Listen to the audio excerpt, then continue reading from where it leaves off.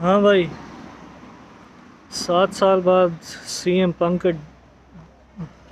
हाँ भाई, 7 साल बाद सीएम पंक दोबारा रेसलिंग में वापस आ गया है।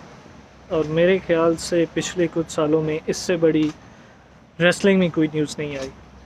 काफ़ी टाइम से लोग कह रहे थे कि एईडब्ल्यू ने सीएम पंक और डैनियल ब्रायन को साइन कर लिया है, लेकिन किसी को गारंटी नहीं थी।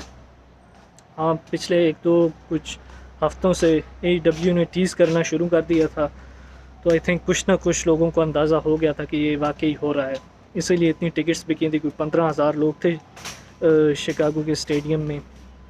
और उसके बाद जो बंदे का डेब्यू हुआ है, मतलब एकदम तबाही डेब्यू था। आते ही उसके चेहरे पे बंदा इमोशंस देख सकता है, वो कितना इमोशनल था। लग रहा था कि वो बंदा कितना रेसलिंग को मिस कर रहा है। और फैंस तो रो भी रहे थे। आप वीडियो क्लिप में जाके देख सकते हैं जो एडब्ल्यू ने अपलोड की है कि फैंस बाकायदा रो रहे थे। वो बंदा आया, उसने फैंस में जंप भी किया। लोग बिल्कुल पागल हो रहे थे उसको देख के, क्योंकि ये एक ऐसी चीज़ थी जो लोग एक्सपेक्ट नहीं कर रहे थे।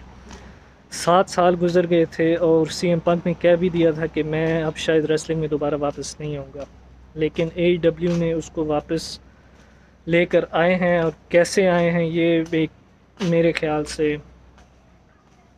एक जीनियस नेगोशिएटर ही कर सकता है। उसके बाद उस बंदे का जो प्रोमो था, बहुत ही मज़े का। उसने आकर कहा कि भाई मुझे समझ नहीं आ रही कि मैं क्या बोलूँ। मुझे ये नहीं पता था कि मैं आऊँगा तो क्या होगा, किस तरह का रिएक्शन होगा। उसने जो कुछ भी कहा बहुत ही मेरे ख्याल से हार्ट फेल्ट था एकदम। उसने आते ही डार्बी एलन को चैलेंज भी कर दिया है ऑल आउट के लिए। और मैच तो ऑब्वियसली बहुत मज़े का होगा। डार्बी एलन के साथ स्टिंग भी है, और ये जो कॉम्बिनेशन है मेरे ख्याल से बहुत मज़े का है। जाते हुए उसने कहा कि सारे लोग जो स्टेडियम में थे उनको कहा कि मेरी तरफ से सारे एक एक आइसक्रीम लेकर जाना। और ये एक डिग था डब्ल्यू डब्ल्यू ई पे, क्योंकि जब वो डब्ल्यू डब्ल्यू ई पर था तो एक शो में उसने ऐसे कहा था कि सारे मेरी तरफ से आइसक्रीम लेकर जाना, लेकिन डब्ल्यू डब्ल्यू ई ने लोगों को आइसक्रीम देने से मना कर दिया था। तो यहाँ पर मेरे ख्याल से ये एक डायरेक्ट डिग था उनके लिए कि A E W is doing better than you. तो डेब्यू उसका बहुत ही कमाल का था। उसके बाद शो पर 3 मैचेस थे। पहला मैच जो था वो जुरासिक एक्सप्रेस और प्राइवेट पार्टी के बीच में था। मज़े का मैच था। जुरासिक एक्सप्रेस ने जीता और ओबियसली उन्होंने जीतना था। मैं एक्सपेक्ट कर रहा था और शायद बाकी लोग भी यही एक्सपेक्ट कर रहे थे। उसके बाद दूसरा मैच था जेड कारगिल और कियारा होगन के बीच। छोटा सा मैच था, मेरे ख्याल से कोई आधे मिनट का था, क्योंकि सीएम पंक का डेब्यू इतना लंबा हो गया था। तो 1 घंटे के शो में वो कितने मैचेस और कितने लंबे कर सकते थे। तो एक आधे मिनट का मैच था, मेरे ख्याल से ठीक था। जेड कारगिल को उन्होंने काफ़ी स्ट्रॉन्ग दिखाया है और उसके कैरेक्टर के लिए मेरे ख्याल से ये एक अच्छा मैच था।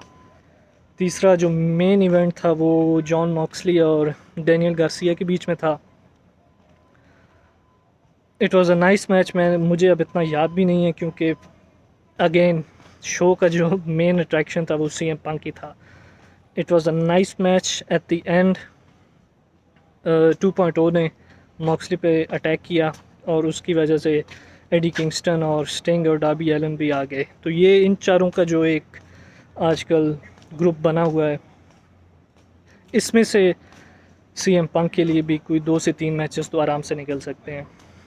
तो लेट्स सी आगे अब फ्यूचर में सीएम पंक के मैचेस किसके साथ होंगे। और क्योंकि यहाँ पर